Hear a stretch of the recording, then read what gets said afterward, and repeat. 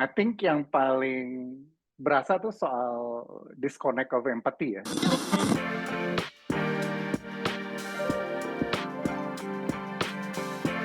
Hai sahabat TCID, kalian sedang mendengarkan podcast Suara Akademia.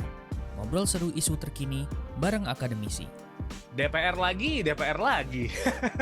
Itu kayak jadi opening yang I don't know what I have to say gitu. Tapi isu yang lagi rame diomongin sama netizen tuh kayak nggak jauh-jauh dari hal-hal yang keluar dari Senayan gitu, Sobat TCID.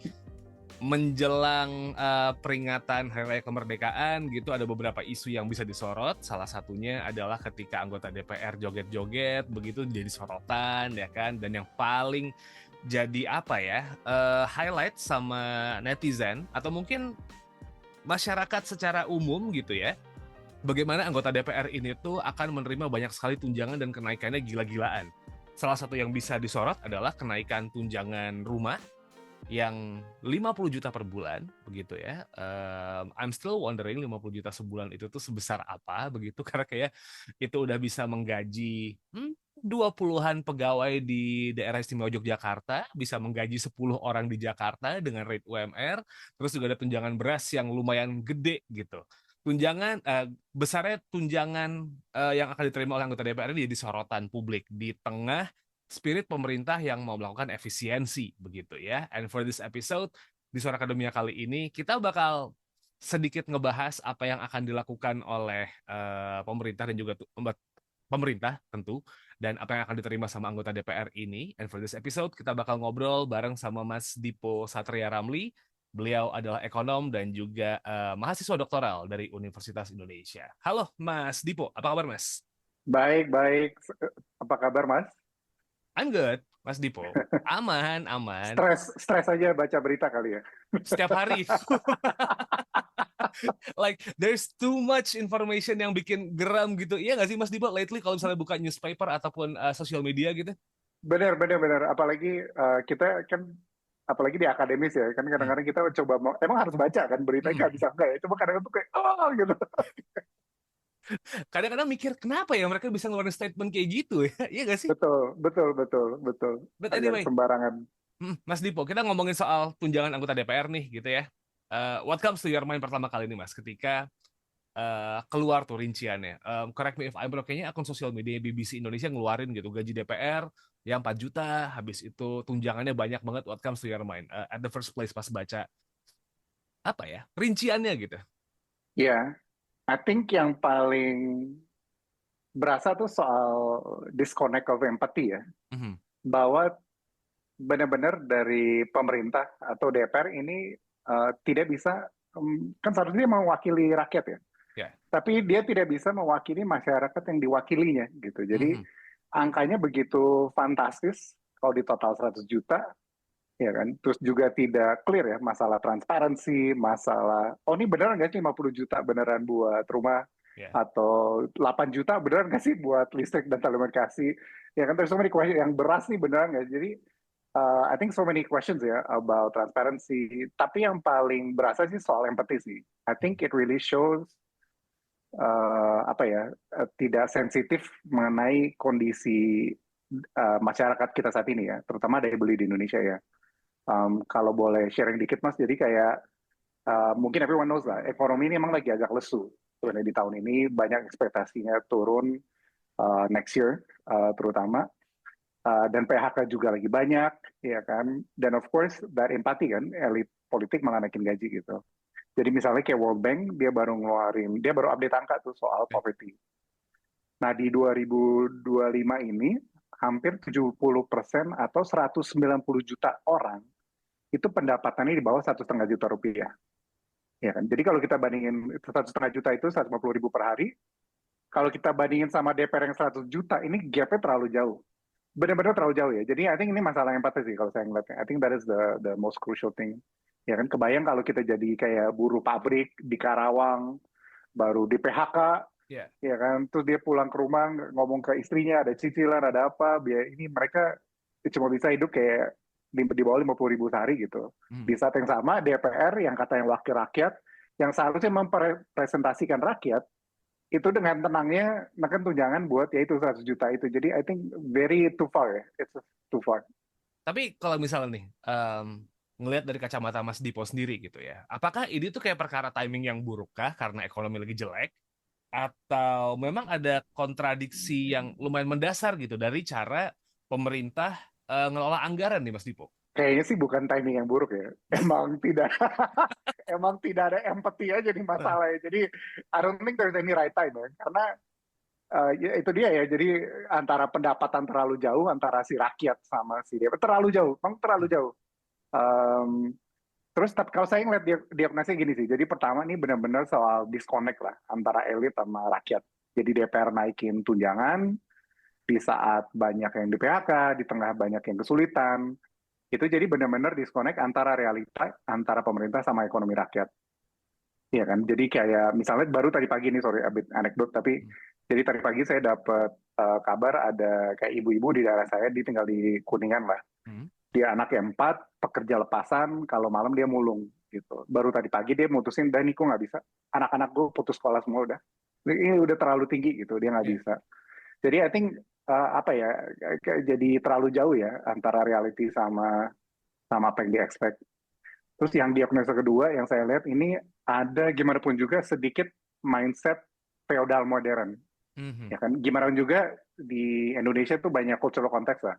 Ya kan, dan saya merasa dengan tadi mungkin Mas Muammar bilang kan, ini komennya kok gini sih, kok DPR ngomongnya gini sih, ya kan? Karena apa ya? Mungkin mereka merasa ini nih kayak priai gitu. Jadi Ya. seorang priai yang dapat berhak privilege gitu, bukan public servant yang accountable. Ya kan, minggu lalu saya, sorry ini anekdot lagi, sebenarnya nggak boleh sih anekdot, cuman kayak kalau ngeliat langsung tuh kesel tuh. Jadi saya kemarin ke Sudirman, saya udah lama banget ke daerah Sudirman jujur aja, Ya. dan itu banyak banget mobil lalu lalang DPR, jujur Ya. aja ya, minggu lalu, dan itu saya benar-benar itu mobilnya mewahnya benar-benar ya, ya kan. Dan mungkin kalau baca berita is one thing ya, tapi kalau lihat langsung tuh jadi one thing juga ya, Ya.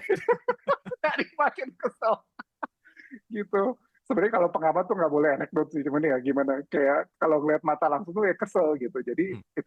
mobilnya mewah terus mereka ngalangin jalan biasa lah ya kan. Ya. Sedangkan di lain sisi ada yang busway yang naik ini, jadi benar-benar terlalu ngejompang lah.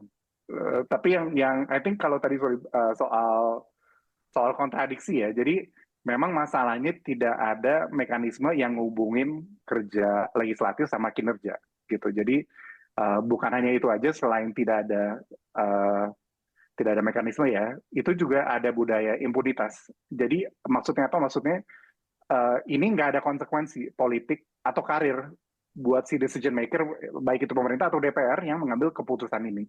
Gitu. Jadi kembali ke pertanyaan Mas Muammar, ya benar sih, kontradiksi lah. Kontradiksi terutama soal tadi yang miskin begitu banyak, 190 juta rupiah, dia di bawah 1,5 juta rupiah per bulan, sama DPR yang 100 juta per bulan. Ini terlalu jauh. Ya kan, ini kan soalnya ini 70% ya. Ya. Ya kan? Jadi this is majority, right? If any, it should be closer to that side gitu. Nah, tapi menarik juga nih dengan angka yang lumayan besar. Awal tahun kan kita sempat dapat shock ya, Mas Dipo ya, soal efisiensi gitu. Ya. Beberapa teman saya yang kerja jadi ASN udah mulai jarang, nggak tahu sih jarangnya itu hitungannya gimana buat perjalanan dinas gitu. Somehow tiba-tiba kalau misalnya saya main ke kotanya mereka gitu, titip oleh-oleh dong gitu, atau titip ini dong soalnya nggak bisa perjalanan dinas lagi nih gitu. Hal-hal Iya. efisiensi itu ngefek karena untuk program-program tertentu. Nah, spirit efisiensi kan adalah mengurangi anggaran yang tidak perlu kan ya, Mas Dipo ya gitu untuk program tertentu. Ini artinya bisa dibilang pelaksanaan efisiensi cuma jadi wacana dong Mas, karena gaji elit jadi makin gede gitu. Well oke, ada pelaksanaan program yang memang di-push ya, kayak kita ngomongin MBG atau mungkin Kopdar Merah Putih gitu, efisiensi dialihin ke sana. Tapi gaji anggota malah naik nih. Efisiensinya gagal dong. Iya, jadi semacam efisiensi buat rakyat, tapi kemewahan buat elit gitu ya, Mas. Iya. Ya kan? Ya kan? And I think ini ya isu ya, karena jadi tadinya kan mestinya program austerity ya, jadi program semacam pengurangan pengeluaran pemerintah agar mengurangi defisit gitu. That's kind of the spirit lah tadinya, agree atau disagree. Ya kan? Tapi makin kesini kok kayaknya selektif efisiensi ya. Iya kan, jadi yang tadi yang buat program rakyat banyak dipotong, infrastruktur, kayak PUPR tuh potongnya banyak banget. Jadi yang pembangunan publik itu tuh banyak yang kena. Lalu yang mungkin sempat ramai-ramai juga sekarang soal PBB naik segala itu kan karena pemerintah daerah juga kepotong kan income. Betul. Ya kan, dan potongan itu cukup signifikan, it's actually more than 10% gitu. Jadi dan setahu saya ya, ini saya dengar dari dalam, pertama keputusan itu agak dadakan sih soal efisiensi. Oke. Ya dadakannya bukan efisiensi ya, tapi item mana aja nih. Yang kedua, pemerintah daerah juga tidak dikasih tahu guidance atau panduan, ini nih kita mau efisiensi, kamu mesti ngurangin yang mana, right? Mhm. Jadi guidance itu kurang lebih kayak, oh ya buat makanan yang BG sama kesehatan gitu. Tapi what specific itu nggak ada guide, and I think that's why banyak pemerintah daerah tuh yang rame-rame mau naikin BBB apa segala, karena dia mau tutup kan, karena dia nggak tahu juga ini kurangnya di mana, iya kan? Betul. Jadi I think the selective efficiency quite dangerous ya, a lot of things. Jadi terkesan kayak accounting gimmick aja gitu. Betul. Kita potong-potong yang operasional lah, tadi yang Mas Muhammad bilang perjalanan dinas, maintenance. Tapi buat kompensasi ya, kompensasi politik itu tuh untouchable. Jadi nggak yang politik udah nih, ya Iya. kan. Tapi cuman yang tadi kan di daerah inilah, dari pusat pun mereka juga kayaknya nggak terlalu banyak pengurangan tuh kalau ngeliat kayak mobil apa, again masalah empati ya. Mhm. Jadi kalau saya ngelihat efisiensi ini mungkin bukan gagal ya.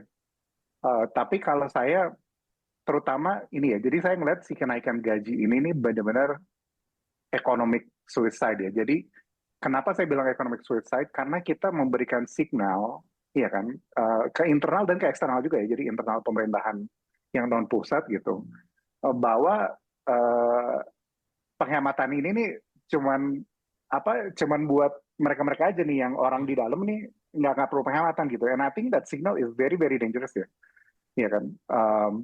Ya kan karena signal itu menunjukkan, jadi contohnya ya Pak, kalau misalnya dari ekonomi kan belanja itu seharusnya prioritas yang punya multiplier Iya. efek. Gitu. Multiplier efek itu maksudnya apa? Oh kita belanja misalnya infrastruktur yang bisa memberikan lapangan pekerjaan, Mhm. ya kan? Ya jadi atau misalnya kita kasih subsidi, ya kan? Kalau kita kasih subsidi ke orang miskin, dana itu pasti dipakai buat belanja kan? Akhirnya bisa ciptakan kerjaan lagi, jadi creating kayak semacam demand lah. And I think dengan efisiensi ini, oke kita udah efisiensi, tapi kita spendingnya bukan di hal-hal yang memiliki multiplier tinggi Iya. gitu. Ya kan malah kayak gaji DPR atau mobil Betul. bagus ya kan. Jadi kayak ini nih economic activity di mana nih. Nah itu more than anything itu sebenarnya signal yang nggak bagus sih. Ya kan. Jadi saya bilang itu tadi jadi semacam economic suicide lah. Jadi kita memotong investasi yang produktif tapi kita mempertahankan konsumsi elit gitu. Ini menarik, Mas Dipo. Ada satu yang coba saya baca gitu ya, statement. Saya lupa gitu. Ini apakah statement dari anggota DPR atau mungkin orang-orang yang sempat coba ngebuka APBN gitu ya? Karena bilangnya bahwa kenaikan tunjangan atau penerimaan anggota DPR take home pay-nya itu tuh secara pengaruh ke APBN tuh nggak segede itu gitu. Cuman kalau kita ngelihat dampak psikologis dan juga dampak ke eksternal di publik, ini kan jadi kayak sama tadi kayak Mas Dipo bilang, itu tuh jadi kayak semacam suicide gitu. Itu tuh kayak ngelempar bom tapi bakal kena sendiri juga. Eh dengan hitungan-hitungan yang secara APBN gak gede tapi dampak psikologisnya besar. Ini tuh bisa ngasih efek yang kayak gimana ya ke anggota DPR dan juga ke publik ya Mas ya? Ya, jadi yang pertama ya, itu kalau ngomongin psikologis, ini kan pasar ya, maksud pelaku Betul. pasar tuh bisa firms, bisa orang, bisa semua. And I think ada salient effect ya. So it's not about the money, it's about the message, Mhm. ya kan. Jadi mungkin secara jumlah itu tidak besar, ya kan, karena kita kan APBN kita lumayan besar ya, Betul. 3.000 triliun. Jadi mungkin dia tidak besar, ya kan. Tapi DPR tuh kayak nampar rakyat gitu. Iya. Ya kan? Ini urgensi apa gitu, ya kan, dan ini bikin sakit hati, ini betrayal of the mandate, ya kan. Jadi mungkin secara persentase dari APBN kecil ya kan, Betul. kalau dihitung mungkin kayak 10 triliun lah gitu. Tapi kan APBN kita sebenarnya masih defisit mas, ya Betul. kan, jadi jadi sebenarnya ini tetap dibayar utang gitu, nggak ada hubungannya dia sama, kecuali kita nggak defisit gitu ya boleh lah, ya kan. Tapi Ya. kita malah utangnya nambah tahun ini. Agen tadi kemiskinan sangat besar gitu. Jadi buat kenaikan si gaji DPR ini sebenarnya didanain oleh utang Mhm. practically gitu. Dan itu konsekuensi bisa macam-macam ya. Saya yang kebayang sih kalau konsekuensi mungkin ya. I think yang pertama ini banyak dari bisnis gitu. Jadi soal tax compliance gitu. Kayak ya kan saya nggak bayar pajak buat naikin gaji gitu. Kan juga mungkin ada yang sering dipalak, mereka juga makin kesel gitu. Jadi kayak I think tax compliance orang bisa turun. Terus kayak konsekuensinya juga eh, ini jadi di teori ekonomik tuh ada tuh Mas. Sorry ini gue loncat-loncat dikit. Cuman Apa? di teori ekonomik tuh ada konsep nih apa yang terjadi ketika uh, uh, terlalu banyak nih ya apa ya kayak semacam permainan gitu Mas. Iya. Ya kan. Jadi kayak konsekuensi itu bisa kabur aja dulu. Jadi Betul. talent pada kabur. Terus yang paling ngeri ini jadi sebagai contoh buat tempat-tempat lain di DPRD, di ini ya kan perilaku DPR ini bisa jadi buat template nih buat semua birokrat di Indonesia, Iya. ya kan? And I think it's quite dangerous in the long term dan itu juga pasti mempengaruhi investor climate, ya kan? Kalau investor itu pasti lihat governance kan, Betul. Dan kenaikan gaji DPR ini itu bisa dilihat sebagai apa ya? Mungkin semacam kong kali kong ya antara DPR dan pemerintah, ya kan? Dan itu di kultur kita mungkin biasa ya, tapi Yeah. Seharusnya kan eksekutif tugasnya apa, legislatif tugasnya apa gitu. Tapi ini menjadikan ada kedekatan antara mereka karena gaji, ya kan? I scratch your back, you scratch my back gitu kan. Jadi ini benar-benar ngurangin independensi DPR sih kalau menurut saya. Karena angkanya terlalu fantastis ya, terlalu fantastis, gitu sih Mas. Trade off-nya jadi banyak banget dong. Artinya misalnya gini, let's say kita ngomongin soal kenaikan apa yang anggota DPR terima gitu ya. Semua yang ada di Senayan gitu. Sebulan biar 100 juta. 100 juta lah ya. 100 juta sekian. Tapi trade off itu bakal banyak banget dari hal-hal yang mungkin kenaikan ini sifatnya ekonomis, ekonomi, ada sedikit nuansa politiknya, tapi ketika ini tuh di trade off dengan apa yang bakal terjadi, justru malah bahayain negara kita sendiri dong. Ngamanin yang di Senayan doang dong, Mas Artinya Mas Dipo. Betul. Jadi, I think, again, kita nggak bisa ngeliat, oh nih buat dampak buat APBN-nya kecil gitu. Kita nggak bisa ngeliat itu aja. Kita benar-benar masih ngeliat overall impact ya. And urgency-nya apa, kenapa sekarang gitu. And there's so much studies about this ya. Kayak soal, apa ya, intinya kan mereka public servant ya. Oh. Ya kan, jadi ini nggak bisa dimanjain juga. Ya, dia mesti lebih dekat sama realita gitu dibandingkan dengan apa ini sendirilah gitu. Oke. Next questions nih Mas Dipo. Kita ngomongin soal alibinya anggota DPR gitu ya.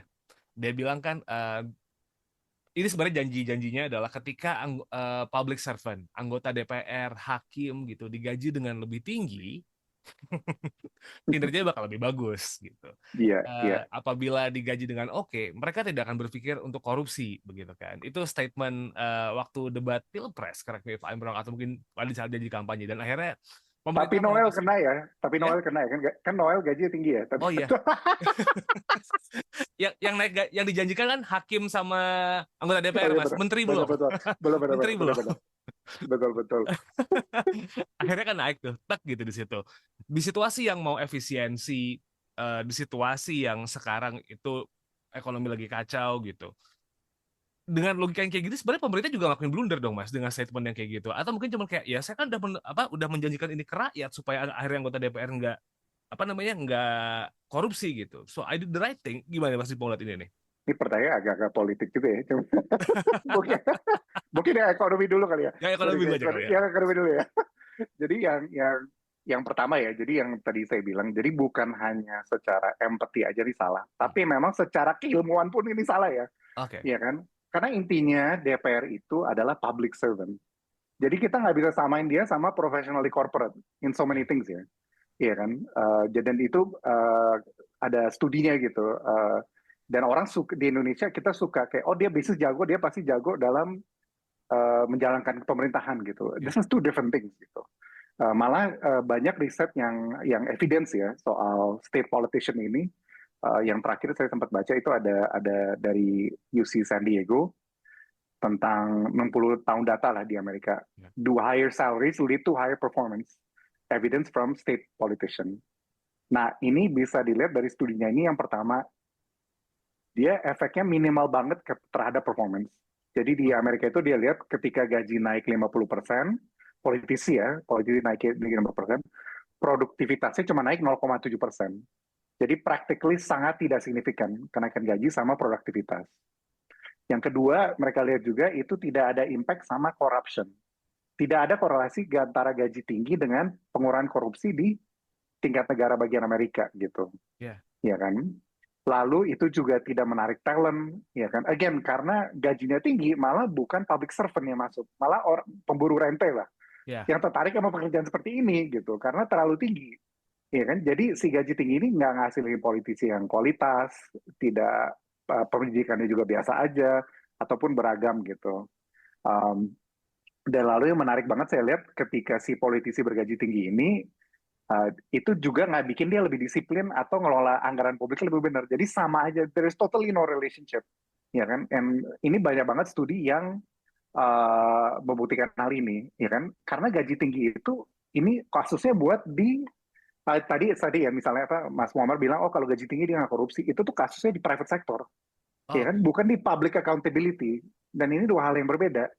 Ya kan, jadi gaji tinggi ini benar-benar gaji tinggi dia nggak korupsi ini fiction lah, ya kan, fiction lah, at least secara akademik ya kan, ini fiction yang benar-benar berjalan tuh ya accountability, performance, ya kan, democratic and all of that. Ada juga studi dari World Bank itu saya sempat baca, ya kan, dan itu dia bilang gaji tinggi itu hanya ngurangin korupsi di negara yang distribusi gajinya udah bagus. oke. Ya kan? Ya kan? Jadi kalau di kita tadi, makanya saya keep on saying, kayak, oh ini di Indonesia nih ada 150 juta orang, gajinya di bawah 1,5 juta, itu saya keep on saying, karena it's really because of that. Karena, jadi kalau misalnya memang dari awal sudah ngejomplang, yang ada makin korup, gitu. Ya.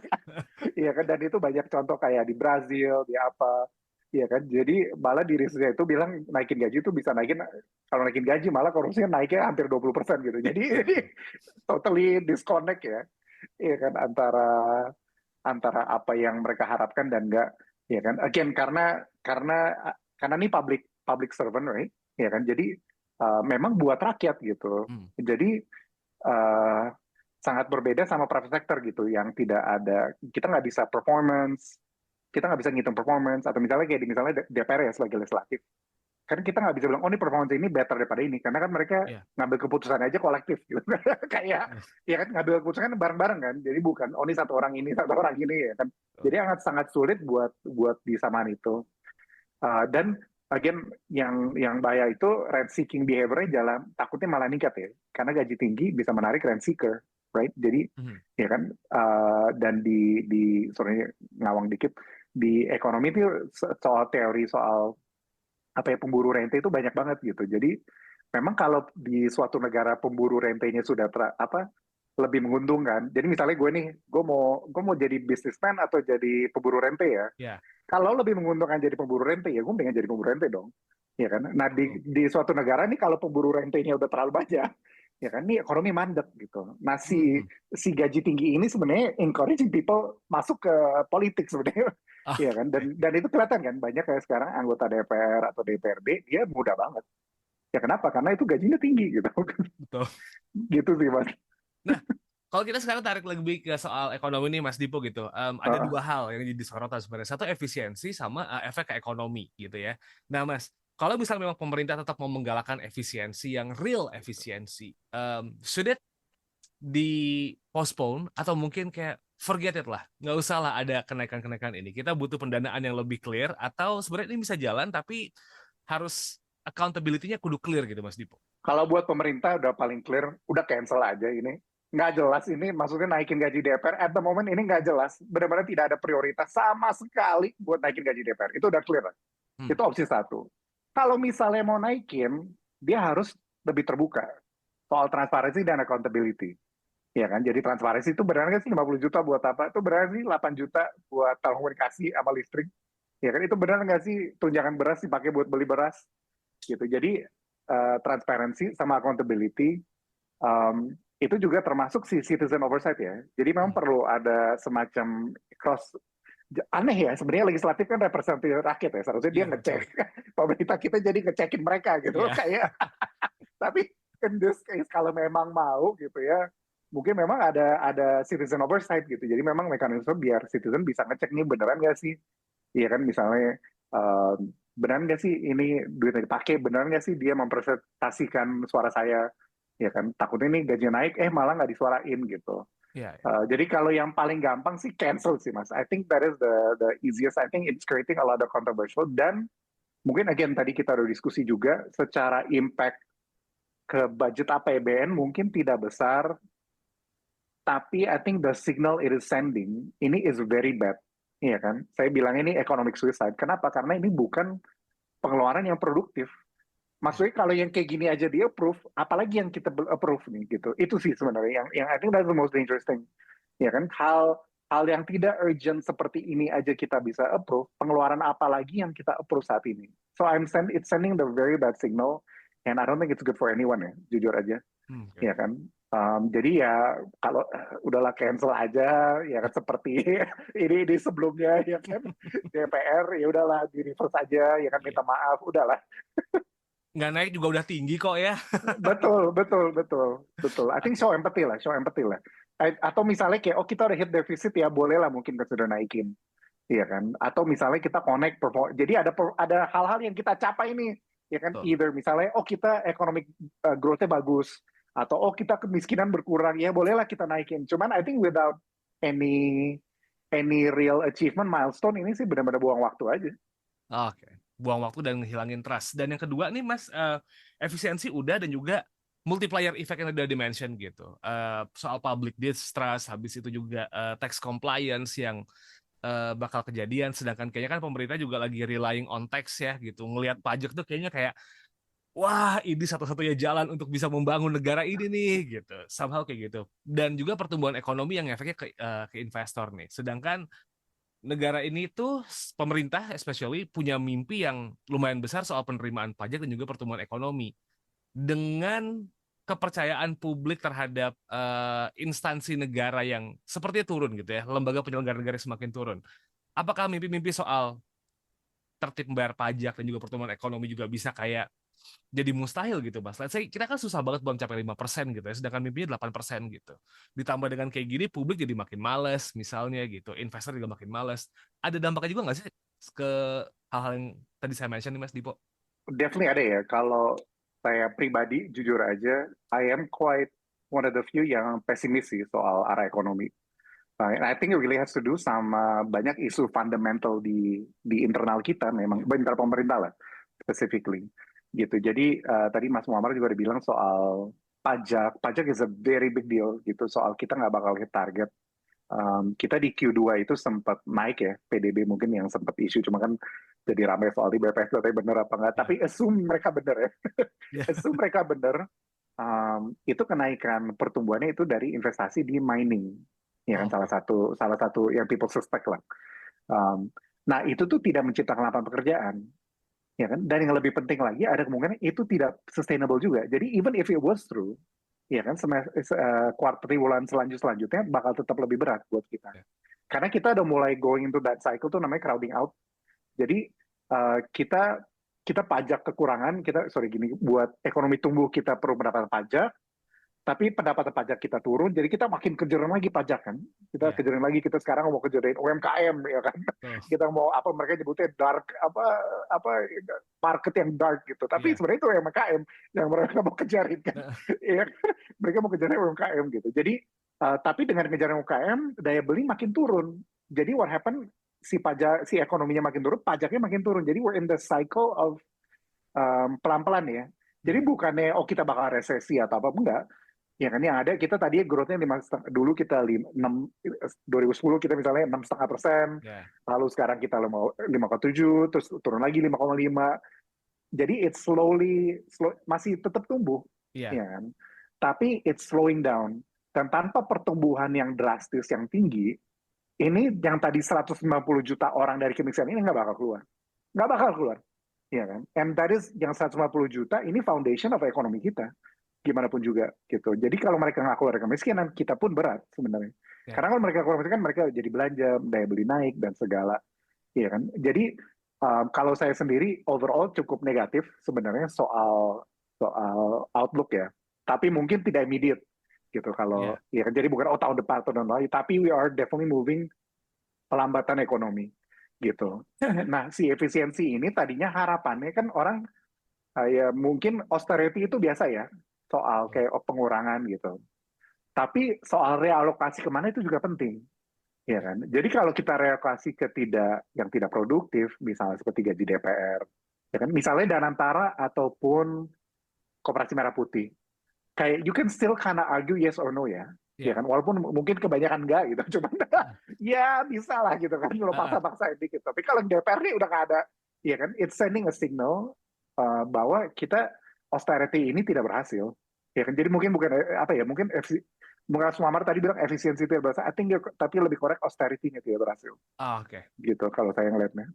Baik, jadi memang sebenarnya isu kenaikan gaji DPR ini tuh kalau memang pada akhirnya benar-benar desain dan ketok palu, ini bukan cuma bikin masyarakat iri aja ya, tapi kekhawatiran soal trust masyarakat ke negara, begitu kan, terus juga nanti investor luar yang lagi pengen ditarik-tarik buat masuk sini juga jadi ngerasa kayak good corporate governance-nya mana nih gitu, jadi akhirnya nggak masuk sini juga.